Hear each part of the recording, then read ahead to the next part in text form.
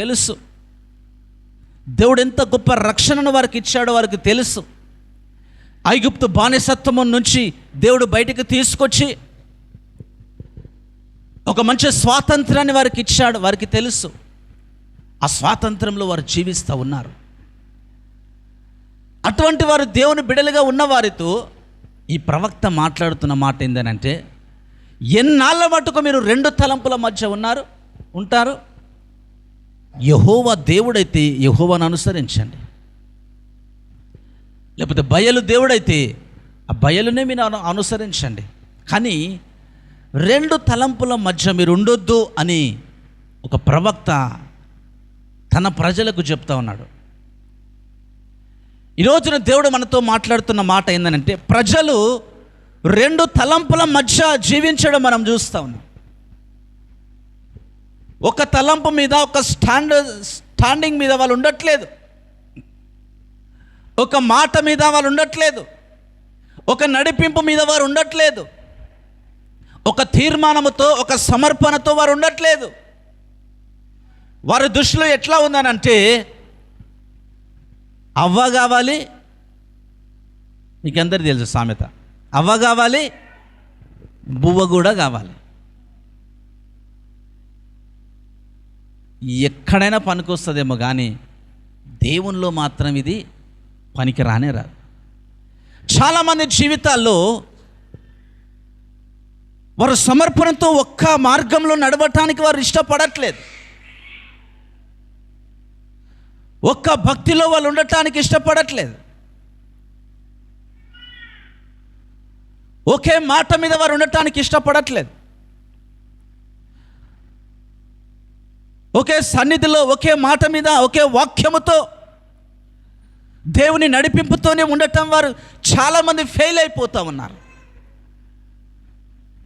చాలామంది మనస్తత్వాలు రెండు పడవల మీద కాలేసినట్లుగా, నాకు దేవుడు కావాలి, నాకు ఈ లోకము కూడా కావాలి, నాకు మందిరము కావాలి, నాకు వేరేవి కూడా కావాలి.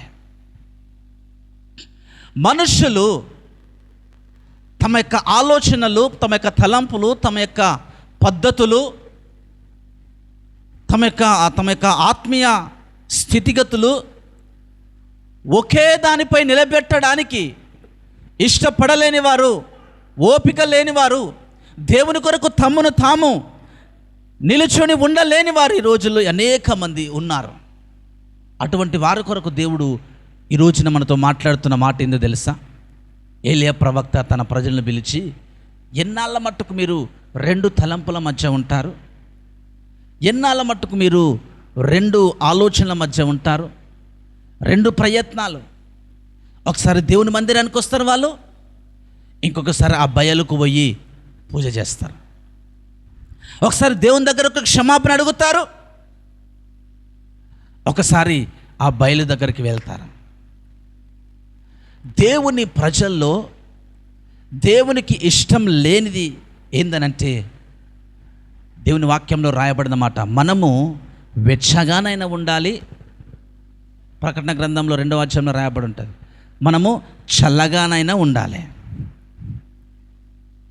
వెచ్చగా ఉంటే దేవునికి ఇష్టలైన వారిగా దేవుని రాజ్యానికి వెళతారు, చల్లగా ఉంటే దేవునికి ఇష్టం లేని ప్రజలుగా నరకానికి వెళ్తారు. కానీ వెచ్చగా, చల్లగా, నులివెచ్చగా ఉంటే వారి జీవితాలు అధ్వానంగా మారిపోతాయి, అధ్వానంగా మారిపోతాయి.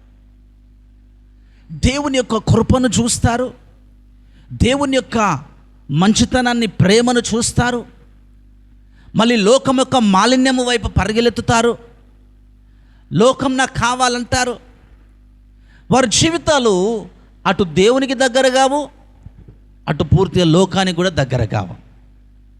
రెండు తలంపుల మధ్య ఉన్న మనిషి జీవితము చాలా భయంకరమని గమనించాలి.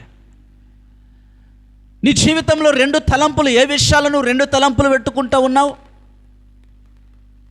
నీ జీవితంలో రెండు అడుగులు, రెండు పడవల మీద కాలు పెట్టినట్లుగా ఎందుకు నువ్వు ప్రయాణం చేస్తూ ఉన్నావు? నీ జీవితంలో దేవుని కొరకు వెచ్చించవలసిన సమయం వెచ్చించకుండా, కంప్లీట్గా దేవుని కొరకు నువ్వు సమర్పించుకోకుండా, కంప్లీట్గా దేవుని కొరకు నువ్వు ఉండిపోకుండా ఎందుకు నిన్ను లోకము వెంటాడి లాగేస్తూ ఉంది? అది నీ జీవితానికి మంచిది కాదు, అది నీ జీవితానికి క్షేమకరమైనది కాదు, అది నీ బ్రతుకును మంచి చేసేది కాదు, బాగుపరిచేది కాదు. దేవుని కొరకు జీవిస్తే మనము దేవుని కొరకే జీవించాలి, లేక లోకంలో బ్రతికి కొట్టుకొని పోవాలంటే లోకంలోనే పడిపోవాలి. కానీ రెండు తలంపుల మధ్య ఏ మనిషి ఉన్నా కానీ ఆ మనిషికి చాలా ప్రమాదం అనేది వారి భవిష్యత్తులో ఉంటుంది. ఈ వాక్యంలో చూస్తే అసలు వాళ్ళు రెండు తలంపుల మధ్య ఎందుకున్నారు? దేవుని ప్రజలై ఉండి వాళ్ళని అటువైపు లాగేసినటువంటి పరిస్థితులు ఏమై ఉండొచ్చు? ఒక మనిషి ఎందుకు రెండు తలంపులుగా చీలిపోతాడంటే, ఆ ఇశ్రాయేలీలలో ఆ దేశపు రాజు ఉన్నాడు, ఒక రాజు. మీరు ఆ 18వ అధ్యాయము మొదటి నుంచి చదివితే మీకు తెలుస్తుంది. ఇశ్రాయేలీలలో ఒక రాజు ఉన్నాడు. ఆ రాజు పేరు ఆహాబు. ఆ రాజుకు ఒక రాణి ఉంది, తన భార్య. ఆ భార్య పేరు యెజబెల్, ఇంగ్లీష్లో జెజబెల్ అంటారు. ఆ రాజు దేవుని ప్రజల చేత ఎన్నుకోనబడ్డాడు. దేవుడు ఆ రాజును నియమించాడు, దేవుని ప్రజలను పరిపాలన చేస్తాడు. దావీదు ఎట్లాగైతే పరిపాలన చేశాడో ఇశ్రాయేలులందరినీ, ఆ ప్లేస్లోకి ఈ ఆహాబు రాజు వచ్చాడు. ఆహాబు రాజు దేవుని యొక్క బిడ్డల్ని పరిపాలన చేస్తూ ఉన్నాడు.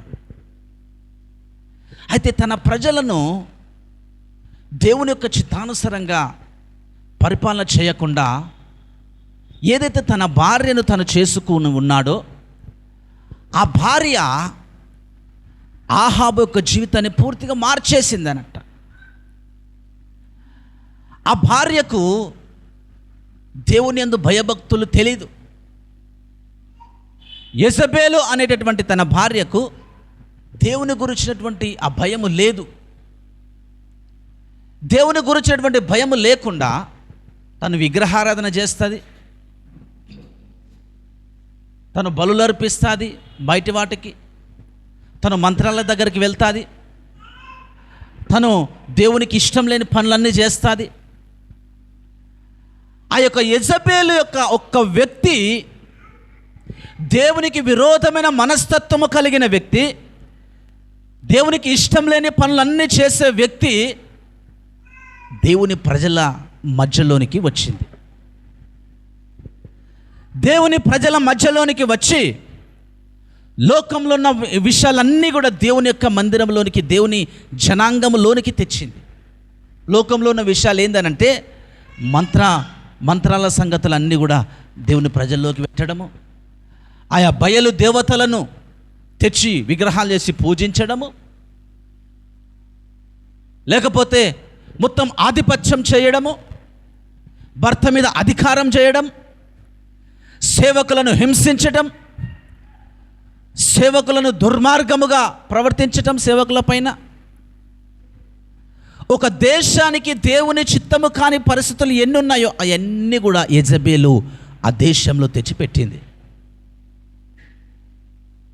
ఈ రోజున మన మధ్యలో, మన అనుదిన జీవితాల్లో, అనుదిన మనం వెళ్ళే పనులలో, జాబ్స్లో, మన ప్రపంచం అంతటిలో దేవునికి వ్యతిరేకమైనవి, దేవుని మనస్సుకు నచ్చనివి, దేవుని వాక్యానికి వ్యతిరేకమైన పనులు అనేకములుగా ఉంటాయి.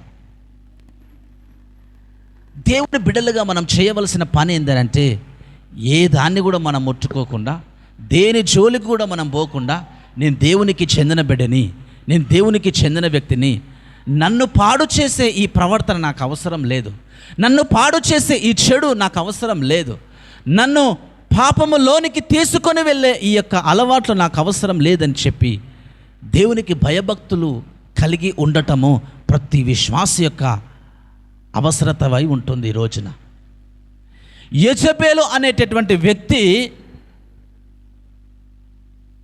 ఆ దేశంలోనికి వచ్చిన తర్వాత ఆమె ఏం చేసిందనంటే, ఆ దేశ అందరినీ విగ్రహాల వైపు తిప్పింది. దేవుని వాక్యాన్ని పాటించనీయట్లేదు. దేవుని వాక్యానికి లోబడకుండా చేస్తుంది. భర్తను కంట్రోల్ చేస్తుంది. దేవుని ప్రవక్తలను చంపించేస్తుంది. యెజబెలు దేవునికి విరోధమైన ఒక దురాత్మ. ఆ దురాత్మ ఏం చేస్తానంటే విశ్వాసుల జీవితాల్లో అన్య ఆచారాలను తెచ్చిపెడుతుంది. యెజబెలు దురాత్మ విశ్వాసుల యొక్క ప్రవర్తనలో మార్పు తీసుకొస్తుంది.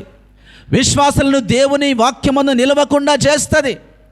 విశ్వాసులలో బయటి ఆలోచనలు, బయటి ప్రయత్నాలు, బయటి మంత్రతంత్రాలు అన్నీ కూడా వచ్చేటట్లుగా చేస్తుంది. లోకమున వైపు ఆకర్షించేటట్లుగా యెజబెలు దురాత్మ చేస్తుంది. దేవునికి వ్యతిరేకమైన ఒక ఆత్మ దేవుని యొక్క ప్రజల్లోనికి ప్రవేశించింది. అదేం చేస్తుందంటే దేవునికి వ్యతిరేకంగా లాగేస్తుంది, ఆకర్షించేస్తుంది. ఈ రోజున మన జీవితంలో ఎన్నో శోధనలు మనం అనుభవిస్తూ ఉంటాం. ఎన్నో ప్రతికూలమైన పరిస్థితులు మన జీవితంలో ఎదురొస్తూ ఉంటాయి. మనకిష్టం లేనిది మన ముందుకు వచ్చి నిలబడతాం. మనకు నచ్చంది మనకు చేయాలంటారు. చాలామంది విశ్వాసులు ఈ రోజున వెనుకంజ వేసి ఎందుకు వెళ్ళిపోతున్నారు, ఎందుకు దేవుని యొక్క రక్షణలో నిలబడలేకపోతున్నారంటే యెజబెలు యొక్క దురాత్మ సంబంధమైన కార్యాలు, ఆలోచనలు వారిని తప్పుదారిగా తీసుకెళ్తూ ఉన్నాయి. నీ జీవితంలో దేవునికి వ్యతిరేకంగా నేను తీసుకొని వెళ్ళే ప్రవర్తనలు, మాటలు, దేవునికి నేను వ్యతిరేకంగా తీసుకొని వెళ్ళే ఆ మంత్ర సంబంధమైన విషయాలు, చీకటి సంబంధమైన విషయాలు, దేవుని వాక్యానికి లోబడకుండా చేసేటటువంటి ఆలోచనలు నీ జీవితంలో ఉన్నాయంటే నువ్వు గుర్తుపెట్టుకో, నువ్వు యెజబెలు ఆత్మ కింద ఉన్నావని. దేవునికి విరోధమైన ఆత్మగా పనిచేసే యెజబెలు ఆత్మ కింద నీవు నడుస్తున్నావని నువ్వు గుర్తుపెట్టుకో. యెజబెలు అనే ఒక వ్యక్తిగా రాయబడినప్పటికీ యెజబెలు దేవునికి విరోధమైన ఒక దురాత్మ. ఆ దురాత్మ ఆ దేశమంతటిని పాడు చేయగలిగినంత ఒక దుష్టత్వముతో ఆ చోట ప్రవేశించింది. దేవుని ప్రజల్లో, దేవుని మందిరాల్లో, విశ్వాసంలో విశ్వాసాన్ని పాడు చేసేటటువంటి ప్రయత్నాలు చేసేది యెజబెలు ఒక ఆత్మ. ఈ రోజుల్లో ప్రతి విశ్వాసులు, ప్రతి సంఘంలో కూడా, ప్రతి చోట కూడా యెజబెలు ఆత్మ సంబంధమైనటువంటి కార్యాలు జరుగుతూ ఉన్నాయి. వ్యభిచారాలు జరుగుతూ ఉన్నాయి, విగ్రహారాధన సంబంధమైనవి జరుగుతూ ఉన్నాయి, దేవుని వాక్యానికి లోబడకున్న విషయాలు జరుగుతూ ఉన్నాయి. దేవుని మాటకు లోబడకుండా, మందిరానికి రాకుండా, సంఘాన్ని పట్టించుకోకుండా, సేవకులను పట్టించుకోకుండా, దేవునికి దూరముగా వ్యతిరేకముగా వెళ్ళే ప్రయత్నాలు మీ జీవితంలో ఏదైనా జరుగుతూ ఉన్నాయంటే అది యెజబెలు ఆత్మ సంబంధమైన దుష్ట సంబంధమైన పని. ఈ రోజున దేవుని బిడ్డలుగా మనము ఆ ఆత్మను గుర్తించవలసిన అవసరం ఉంది. నీ జీవితంలో యెజబెలు ఆత్మ పనిచేస్తే నీ జీవితం ఎట్లా ఉంటుందంటే 2 తలంపుల మధ్య నీవు ఉంటావు. 2 తలంపుల మధ్య నీవు ఎప్పుడైనా ఉన్నట్లు నీకు అనిపిస్తుందా? అప్పుడు నువ్వు జ్ఞాపకం చేసుకోవాలి, దేవుని చిత్తమేంది, నా చిత్తమేంది. నువ్వు దేవుని చిత్తానికి లోబడవలసిన అవసరత నీ జీవితంలో ఉందని నువ్వు గమనించాలి. 2 తలంపులు, 2 ఆలోచనలు, 2 మార్గాలు, 2 ప్రయత్నాలు, పాపము శాపము ఒకవైపు, పరిశుద్ధత నీతి ఒకవైపు. నీ జీవితంలో ప్రతిరోజు ఏదో ఒక చోట, ఏదో ఒక మార్గంలో, ఏదో ఒక స్థలంలో మనకు కనబడుతూ ఉంటుంది. మన జీవితంలో దేవుని కొరకు మనం బ్రతికే వారిగా, దేవుని బిడ్డలుగా మనం జీవించాలంటే యెజబెలు ఆత్మ సంబంధమైన వ్యతిరేకతలన్నిటినీ మనము తీసివేసి మనము దేవునికి లోబడి ఒక్కటే మార్గంలో, ఒక్కటే మనస్సుతో, ఒక్కటే మార్గంలో మనం నడిచినట్లయితే మనము దేవుని బిడ్డలుగా మనము జీవిస్తాము. హల్లెలూయా. యెజబెలు ఆత్మ సంబంధమైనవి మన కుటుంబాల్లో, మన జీవితాల్లో, మన సంఘాల్లో ప్రవేశించినా కానీ వాటిని అనగద్రొక్కి మనము దేవుని వాక్యానికి లోబడే రీతిగా మనము సాగాలి. యెజబెల్ ఏం చేస్తుందంటే దేవుని యొక్క దేశంలో ప్రవేశించి తన భర్తను కంట్రోల్ చేసింది. ఫస్ట్ తన భర్తను కంట్రోల్ చేసి తను ఏం చెప్తే తన భర్త అది చేసేటట్లుగా చేసుకున్నారు. చూడండి, కంట్రోలింగ్ అనండి అందరూ. కంట్రోలింగ్, ఈ కంట్రోలింగ్ స్పిరిట్ ఎక్కడైతే ఉంటుందో అక్కడ దేవుని చిత్తము కాని పనులు జరుగుతాయి. నీ భర్త నువ్వు కంట్రోల్ చేస్తున్నావా, అది దేవుని చిత్తం కాదు. దేవునికి వ్యతిరేకమైనటువంటి పద్ధతుల్లో వెళ్ళి నువ్వు కంట్రోలింగ్ స్పిరిట్స్తో ఉన్నావా, అది దేవుని చిత్తము కాదు. ఈ రోజుల్లో అనేక మంది కుటుంబాలు నాశనం అయిపోతూ ఉన్నాయి. ఎందుకంటే కంట్రోలింగ్ స్పిరిట్ కంట్రోల్ చేయడం. ఈ కంట్రోల్ చేసేటటువంటి పద్ధతుల ద్వారా వారి కుటుంబాలు నాశనం అయిపోతున్నాయి ఈ రోజుల్లో. ఏ కుటుంబంలో అయితే, ఏ గృహంలో అయితే, ఏ భార్యాభర్తల మధ్య అయితే కంట్రోలింగ్ అనేది ఉంటుందో ఆ కుటుంబం నాశనం అయిపోతుంది. ఆ కుటుంబంలో దేవుని చిత్తము జరగదు. యెజబెలు ఆత్మ ఒక కుటుంబంలో ఉన్నది అని మనం ఎట్లా తెలుసుకోవాలనంటే ఆ కుటుంబంలో కంట్రోలింగ్ స్పిరిట్ పనిచేస్తూ ఉంటుంది. భర్తను గౌరవించకుండా కంట్రోల్ చేస్తూ ఉంటారు. పెద్దవారిని గౌరవించకుండా కంట్రోల్ చేస్తూ ఉంటారు. ఆ కంట్రోలింగ్ స్పిరిట్స్ ఎక్కడైతే ఉంటాయో అక్కడ దేవుని చిత్తము జరగట్లేదని అర్థం. యెజబెలు ఆత్మ ఆ చోట ఉంటుంది. మన జీవితాల్లో ఎప్పుడు కూడా కంట్రోలింగ్ స్పిరిట్స్ అనేది మన కుటుంబంలో మన మధ్యలో ఎప్పుడు కూడా రానియకూడదు. మన మధ్యలో ప్రేమ సమాధానములకు కర్తైన దేవుడే నివాసం ఉండునుగాక. హల్లెలూయా. దేవుడు నివాసం ఉంటే ఆ కుటుంబం ప్రేమతో, శాంతి, సమాధానంతో, నెమ్మదితో ఉంటుంది. యెజబెలు ఆత్మ నివాసమున్న కుటుంబము కంట్రోలింగ్తో, కొట్లాటలతో, గొడవలతో ఉంటుంది. దేవుని బిడ్డలు రెండు మనస్సులతో ఉండేవారు కంట్రోలింగ్ స్పిరిట్స్తో ఉంటారు. అట్లాగా మనం ఉండకూడదు.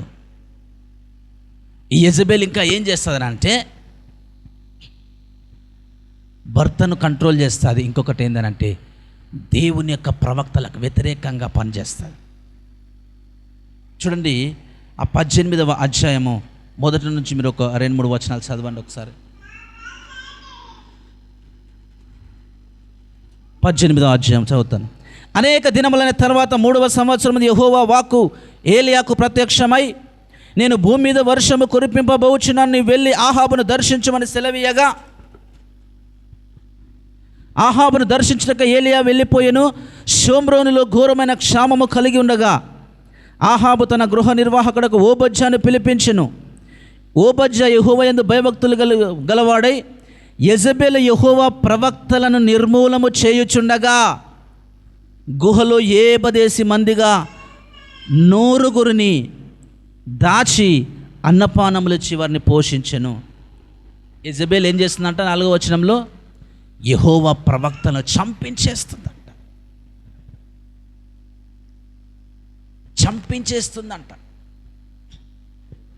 దేవుని సేవకులను విమర్శించి దేవుని సేవకులను పడగొట్టాలని, లేకపోతే సంఘాలను పడగొట్టాలని, సంఘాలను నాశనము చేయాలని, దేవుని బిడలను పడగొట్టాలని ప్రయత్నం చేస్తే ప్రతి చోట యెజబెలు ఆత్మ పనిచేస్తుందని గమనించాను. దేవుని కార్యాలు జరగకుండా, దేవుని పరిచర్య జరగకుండా, దేవుని సేవకులకు అడ్డుగా వ్యతిరేకంగా ప్రవర్తించేవారు యెజబెలు ఆత్మతో నింపబడిన వారు. మనం ఎప్పుడు కూడా దేవుని సంఘానికి, దేవుని సేవకులకు వ్యతిరేకంగా ఎప్పుడు ప్రవర్తించకూడదు. మా సేవకుల గ్రూపులో నేను చెప్తా ఉంటాను అప్పుడు, అయ్యా మీరు ఏమున్నా కానీ ఒక్క మాట కూడా మీరు నెగిటివ్గా మాట్లాడకండి, పాజిటివ్గా మాట్లాడండి. నాకన్నా చాలా పెద్ద వారు ఉన్నారు అందులో. ఎవరైనా తేడాగా మాట్లాడతారు, మీరు అట్లా మాట్లాడకండి, సేవకుల గురించి తప్పుగా మాట్లాడకండి, ముచ్చట్లు చాడీలు చెప్పుకోకండి, పాజిటివ్గా మాట్లాడండి, గౌరవించి మాట్లాడండి, ప్రేమతో మాట్లాడండి సేవకులకు, సంఘాలకు అని నేను మా సేవకుల గ్రూపులో చెప్తా ఉంటాను. సేవకులకు వ్యతిరేకంగా ప్రవర్తించే వారి జీవితంలో యెజబెలు ఆత్మ పనిచేస్తుంది. నువ్వు సంఘానికి సేవకునికి ఎప్పుడైనా వ్యతిరేకంగా ఆలోచన చేస్తున్నావా? నువ్వు గుర్తు చేసుకో, అమ్మో ఇది యెజబెలు ఆత్మ, ఇది దేవుని సంబంధమైనది కాదు, దేవుని చిత్తమైన ఆలోచన ఇది కాదు, నేను తప్పు చేస్తూ ఉన్నాను, దేవుని సేవకునికి నేను వ్యతిరేకంగా నేను ఆలోచన చేయకూడదు అని నీవు ఆలోచన చేయాలి.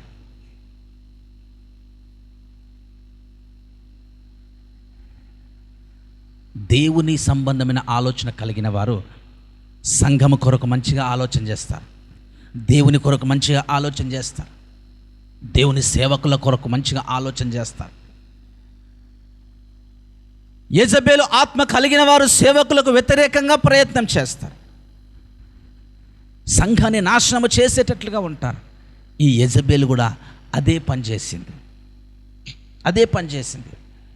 ఈ రోజుల్లో మన కుటుంబంలో, మన జీవితంలో ఏదైనా దేవునికి వ్యతిరేకంగా, మందిరానికి వ్యతిరేకంగా పనిచేస్తున్నటువంటి ఆలోచనలు ఉంటే అది దేవునికి వ్యతిరేకమైన సంబంధమైనదని మనం గమనించి దాన్ని బ్రేక్ చేసి దేవుని నామములో దాన్ని పడగొట్టేసి దేవుని కొరకు మనల్ని మనం ప్రత్యేకపరచుకోవాల్సినటువంటి అవసరం ఉంది. ఈ రోజున యెజబెలు ఆత్మ ఇశ్రాయేలులో ప్రవేశించి ఇవన్నీ కూడా వ్యతిరేకమైన సంబంధమైనటువంటి పరిస్థితులు కల్పించి వారిని దూరము చేసేటట్లుగా చేస్తూ ఉంది. రెండు మనసులతో ఉండే విశ్వాసులు, దేవుని బిడ్డలు చాలా జాగ్రత్తగా ఉండవలసిన అవసరం ఉంది. రెండు మనస్సులతో, రెండు ఆలోచనలతో, రెండు ప్రవర్తనలతో, రెండు ప్రవర్తనలు ఉంటాయి ప్రతి ఒక్కరి జీవితం. మందిరానికి వచ్చినప్పుడు ఒక ప్రవర్తన, ఇంట్లోకి వెళ్ళినప్పుడు ఒక ప్రవర్తన, బజార్లో మన ఫ్రెండ్స్ దగ్గరికి వెళ్ళినప్పుడు ఒక ప్రవర్తన, ఇట్లాగుంటాయి. అట్లాగా దేవుని బిడ్డలుగా మనము రెండు ప్రవర్తనలతో ఉండకూడదు, రెండు మాటలతో ఉండకూడదు, రెండు మనస్సులతో ఉండకూడదు. రెండు మనస్సులతో ఉన్నవారి జీవితాలు చాలా ప్రమాదములో ఉన్నాయని గమనించండి, చాలా ప్రమాదంలో ఉన్నాయని గమనించండి. అందుకే వారు ఆ యొక్క యెజబెలు తెచ్చి పెట్టినటువంటి విగ్రహాలను వైపు చూసి దేవుని పైనటువంటి విశ్వాసాన్ని కోల్పోయారు ఇశ్రాయేలీలు. ఈ రోజున ప్రపంచాన్ని చూసి, లోక సంబంధమైనటువంటి పరిస్థితులను చూసి నువ్వు దేవునందు విశ్వాసాన్ని కోల్పోతున్నావా? జాగ్రత్త. ప్రపంచంలో ఏదో జరుగుతుందని చెప్పి నువ్వు దేవుని మందిరాన్ని విడిచిపెడుతున్నావా? జాగ్రత్త. అక్కడికి వెళ్తే ఏదో బాగవుతుంది, ఇక్కడికి వెళ్తే ఏదో చెప్తారు, అక్కడికి వెళ్తే ఏదో జరుగుతుంది అని చెప్పి దేవుని మందిరాన్ని, దేవుని వాక్యాన్ని విడిచిపెట్టిన వాడవైతే నువ్వు దేవునికి రాంగ్ రూట్లో వెళ్తున్నావు, తప్పు మార్గంలో వెళ్తా ఉన్నావు. జాగ్రత్త. యెజబెలు చూపెట్టినటువంటి ఆ యొక్క దుష్టత్వాన్ని చూసి దేవుని ప్రజలు విశ్వాసాన్ని కోల్పోయినట్లుగా మనం చూస్తాం. నిన్ను పిలిచిన దేవుడు, నిన్ను రక్షించిన దేవుడు, నిన్ను బాగు చేసిన దేవుడు, నీ కుటుంబాన్ని దీవించే దేవుడిని విడిచిపెట్టి నువ్వు రెండవ ఆలోచన నీ జీవితంలో ఎందుకు రాణిస్తున్నావు?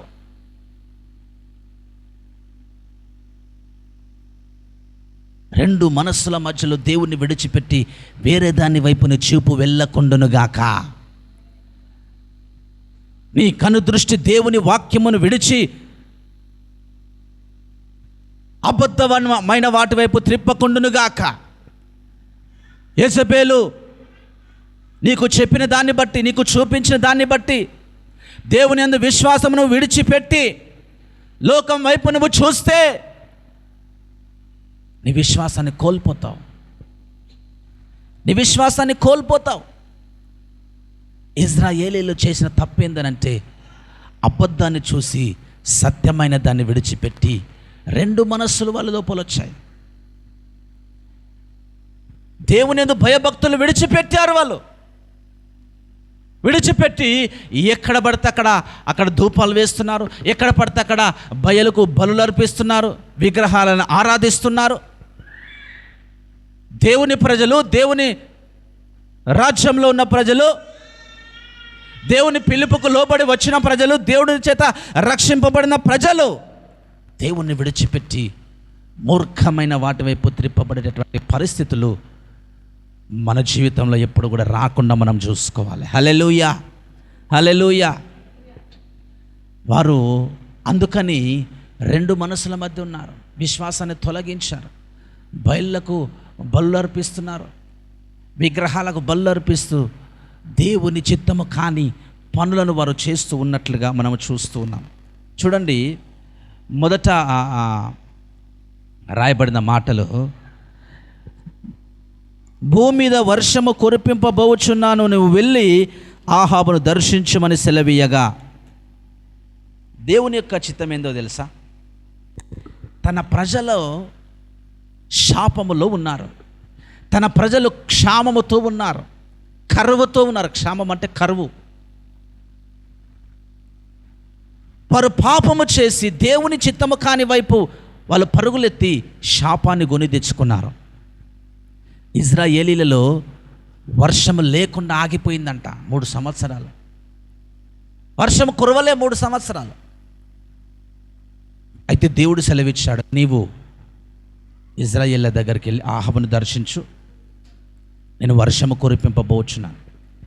దేవుని బిడ్డల పట్ల ఆశీర్వాదాలు చాలా వరకు ఆగిపోతాయి. ఎందుకో తెలుసా? నువ్వు రెండు మనసుల మధ్య ఉంటావు చూసావా? రెండు ప్రవర్తనలు నువ్వు కలిగి ఉంటావు చూసావా? అప్పుడు నీ ఆశీర్వాదాలు ఆగిపోతాయి. వర్షము ఒక ఆశీర్వాదానికి, ఒక బ్రేక్ త్రూకి, ఒక శాప విముక్తికి గుర్తుగా ఉంది.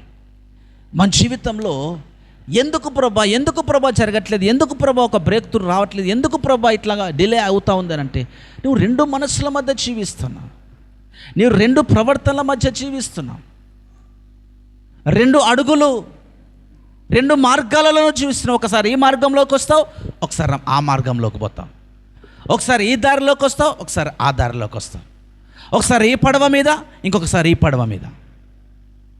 అట్లాంటప్పుడు మన జీవితాల్లో ఒక ఆశీర్వాదం, మన జీవితంలో ఒక బ్రేక్ త్రూ, ఒక శాప విముక్తి కలగడం అసాధ్యమవుతుంది.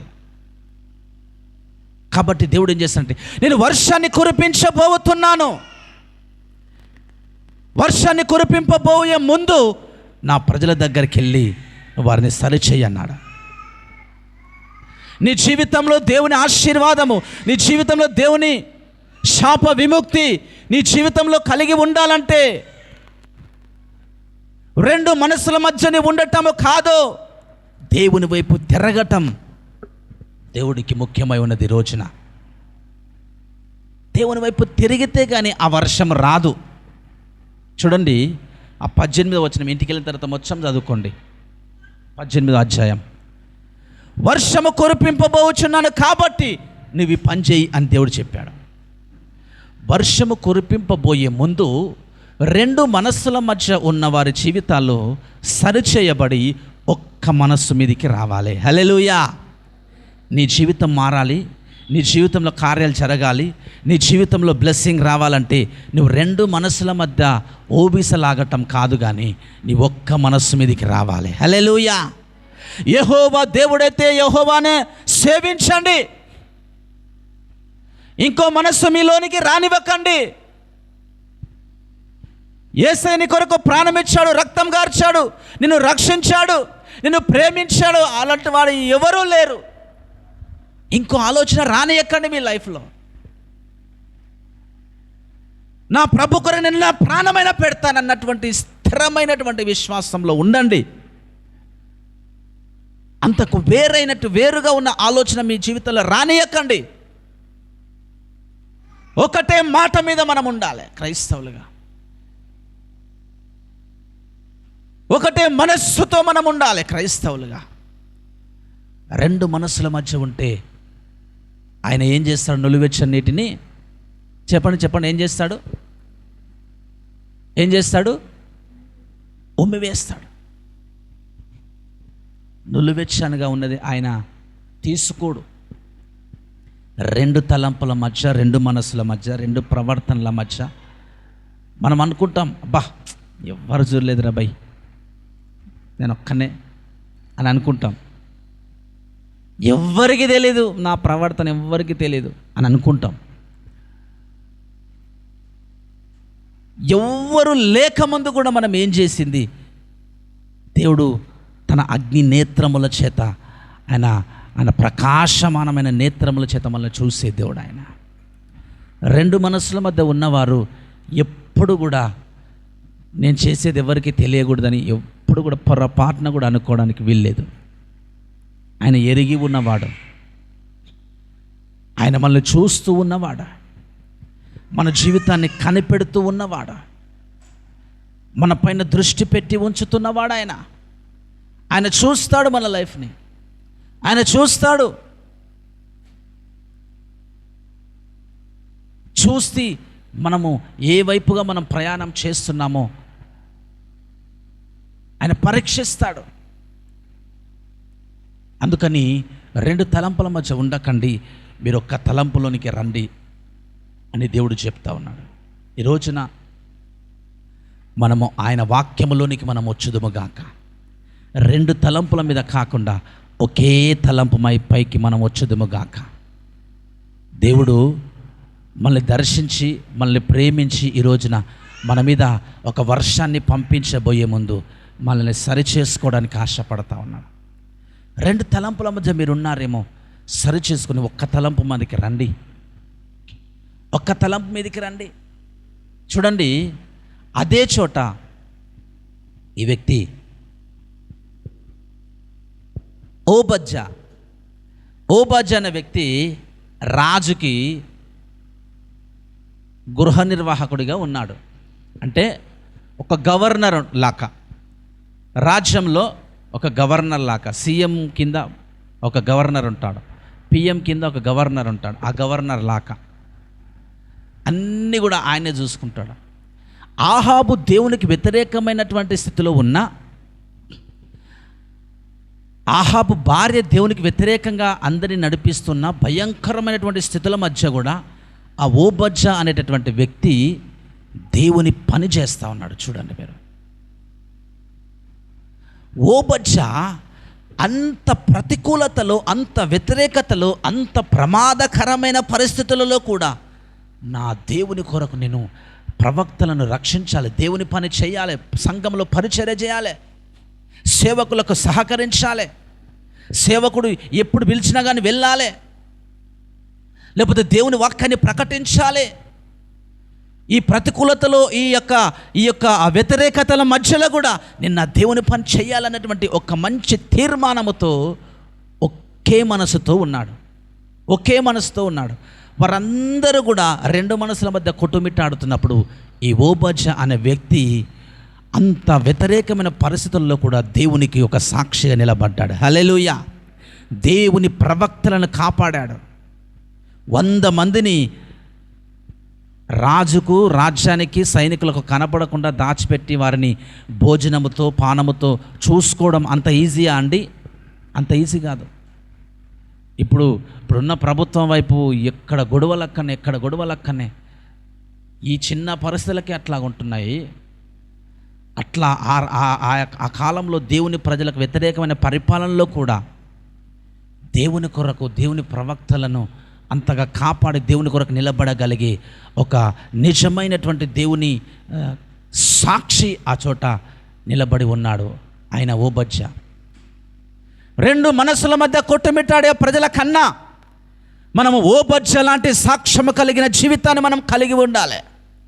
ప్రతికూలతలో, వ్యతిరేకతలో ఆయన పైనున్న వారు ఎవరు అంటే రాజు కూడా భయపడకుండా, రాజు చంపేసినా పర్వాలేదు, నా దేవుని పని నేను చేస్తానని దేవుని ప్రవక్తలను దాచిపెట్టి పోషించాడు. భోజనం పెట్టాలంటే రాజు దగ్గర నుంచే తీసుకురావాలి. అంటే రాజుకు తెలియకుండా రాజు దగ్గర నుంచే భోజనం తెచ్చి ఆ ప్రవక్తలందరినీ కూడా పోషించాడు.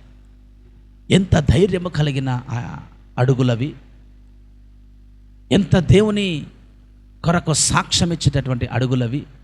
మనము కూడా ఆ రీతిగా ఉండాలి. ఏ పరిస్థితి అయినా, ఎన్ని అవమానాలైనా, ఎంత వ్యతిరేకతలైనా, ఎన్ని ప్రతికూలమైన పరిస్థితులు మనకు ఎదురొచ్చినా నీవు నేను మాత్రము దేవుని కొరకు నిలబడి దేవునికి సాక్షిగా ఉండాలి. ఎన్ని పరిస్థితులు చుట్టంతా వచ్చినా సరే మనము దేవునికి సాక్షులుగా నిలబడాలి. రెండు మనసులతో కొట్టుపోయే వారి లాగా కాదు, దేవునికి సాక్ష్యం ఇచ్చేవారిగా మనం ఉండాలి.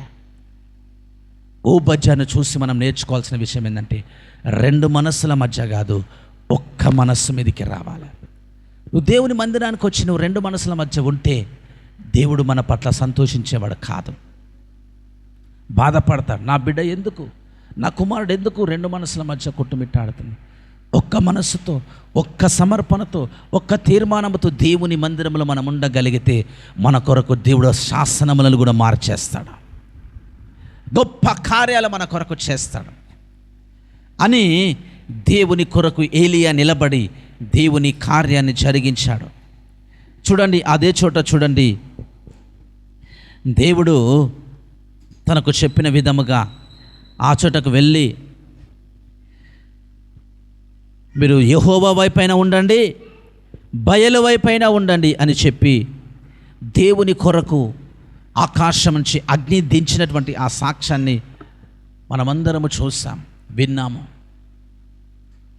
అది జరిగినప్పుడు దేవుని అద్భుతాన్ని చూసి వారందరూ ఏకమనస్సు మీదకి వచ్చి యెహోవాయే దేవుడు, యెహోవాయే దేవుడు, యెహోవాయే దేవుడు అని అన్నట్లుగా మనం చూస్తున్నాం. చివరి 45వ వచనంలో చూడండి, ఆ చోట 45వ వచనంలో, అంతలో ఆకాశము 39వ వచనం రాయబడింది, యెహోవాయే దేవుడు, యెహోవాయే దేవుడు అని కేకలు వేసిరి. ఆ ప్రజలు దేవుని వైపు తిరిగి, ఆ ప్రజలు దేవుని కార్యములను చూసి ఎప్పుడైతే యెహోవాయే దేవుడు, యెహోవాయే దేవుడు అని కేకలు వేశారో, ఆ తర్వాత 45వ అధ్యాయంలో, అంతటా ఆకాశము మేఘములతోనూ గాలివానతోనూ కారు కమ్మెను, మోపైన వాన కురిసెను గనుక ఆహాబు రథమికి ఇజ్రాయేలునకు వెళ్ళిపోయెను.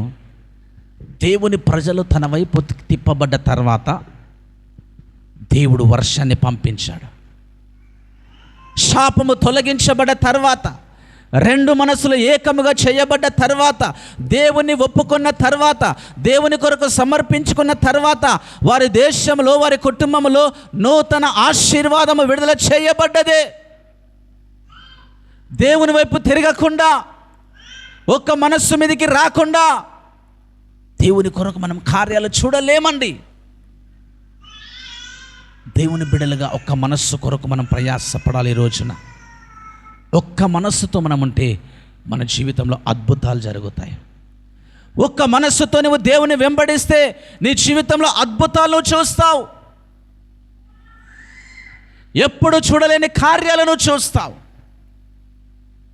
ఆ రీతిగా మనం ఉండాలని దేవుడు సెలవిస్తాను. ఈ రోజున రెండు మనస్సుల్లో ఉన్నటువంటి మన జీవితంలో ఒక్క మనస్సుకి వచ్చిన గాక, యెహోవాయే దేవుడు, యెహోవా కొరకు నేను సాక్షిగా బ్రతుకుతానన్నటువంటి తీర్మానంలోనికి మనమంతా వచ్చేదము గాక. హల్లెలూయా. మన కుటుంబాలు యెజబెలు ఆత్మ సంబంధమైనటువంటి ఆ కార్యం నుంచి విడిపించబడి దేవునికి సాక్షిగా ఉండును గాక. యెజబెలు యొక్క దురాత్మ మన జీవితాల్లో, మన కుటుంబాల్లో కలిగించే ఆ సమస్తమైన కీడులను తొలగించి దేవుని కొరకు, దేవుని సంఘం కొరకు, దేవుని మందిరం కొరకు, దేవుని వాక్యం కొరకు మనం సాక్షులుగా నిలబడదాము గాక. ఆమేన్. దేవునికి స్తోత్రం. ప్రార్థన చేసుకుందాం. హల్లెలూయా, హల్లెలూయా, హల్లెలూయా. ప్రభా, రెండు మనస్సుల మధ్య, రెండు ఆలోచనల మధ్య, రెండు తలంపుల మధ్య, రెండు ప్రవర్తనల మధ్య, రెండు మార్గాల మధ్య నా జీవితం ఉందేమో తండ్రి. అందుకే వర్షం ఆగిపోతుందేమో, అందుకే ఆశీర్వాదం ఆగిపోతుందేమో. దేవా నన్ను క్షమించవయ్యా, దేవా నన్ను క్షమించయ్యా అని అడుగు.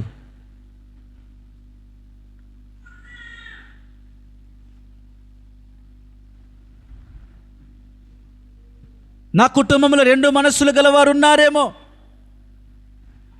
నా భర్త, నా భార్య, నా తల్లి, నా తండ్రి, నా బిడలు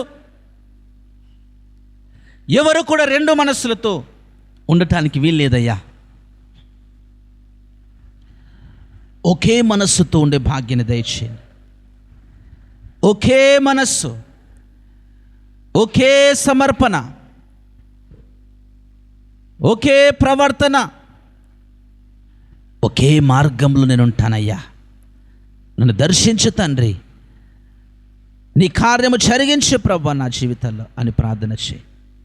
మనం ప్రభు బల తీసుకోబోతున్నాం. ఈరోజు ఈ సమయంలో ఒక సమర్పణ చేసుకో, ఒక మాట చెప్పు దేవునికి.